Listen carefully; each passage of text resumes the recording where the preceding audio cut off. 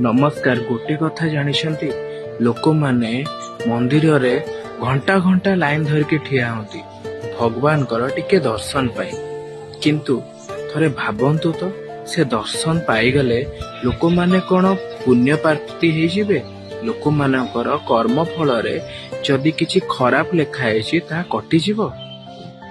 ଥରେ ଭାବନ୍ତୁ ଏ କଥା ଭାଇ। ଗୋଟେ ଉଦାହରଣରୁ ବୁଝଉଛି।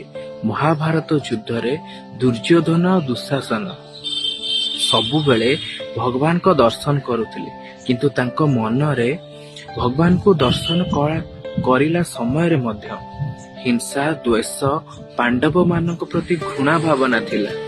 ସେଥିପାଇଁ କି ସେ ଯେତେ ଦର୍ଶନ କଲେ ବି ତାଙ୍କ ମନରୁ ସେ ଭାବନା ଯାଉନଥିଲା।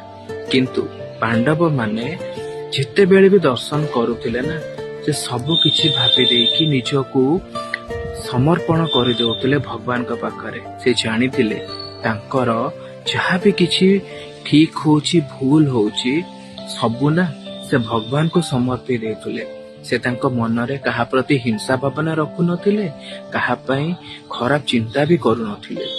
ସେଥିପାଇଁ ସେ ବଡ ରାଜ୍ୟ ମାଗିନଥିଲେ, ସେ ଶେଷରେ ନିଜ ପାଇଁ ନା 5ଟା ଗାଁ ମାଗିଥିଲେ। କିନ୍ତୁ ଦୁର୍ଯ୍ୟୋଧନ ହିଂସାରେ ସେ 5ଟା ଗାଁ ବି ଦେଇନଥିଲା।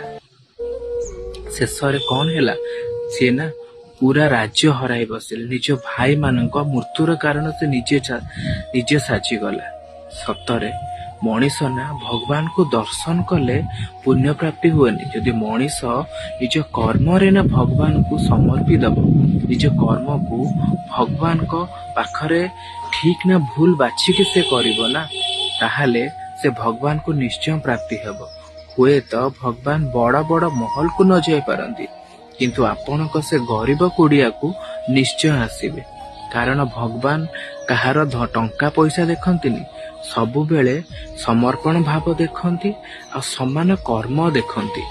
ଯଦି ଆପଣ ନିଃସ୍ୱ ହେଇକି ଅନ୍ୟମାନଙ୍କ ଦୁଃଖରେ ଦୁଃଖିତ ହେବେ ଆଉ ଅନ୍ୟମାନଙ୍କୁ ଭଲ ପାଇବେ ଆଉ ଅନ୍ୟମାନଙ୍କ ହୃଦୟରେ ଭଗବାନଙ୍କୁ ଅନୁଭବ କରିବେ, ନିଜର ଖୁସିକୁ ଅନୁଭବ କରିବେ, ତାହେଲେ ନା ଭଗବାନ ନା ଆପଣଙ୍କ ଉପରେ ଶାନ୍ତି ହେବେ।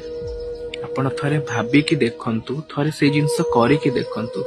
ନିଶ୍ଚିତ ଭାବରେ ନା ଆପଣ ଭଗବାନଙ୍କ ନିକଟବର୍ତ୍ତୀ ହେଇଯିବେ। ରାଧେ ରାଧେ।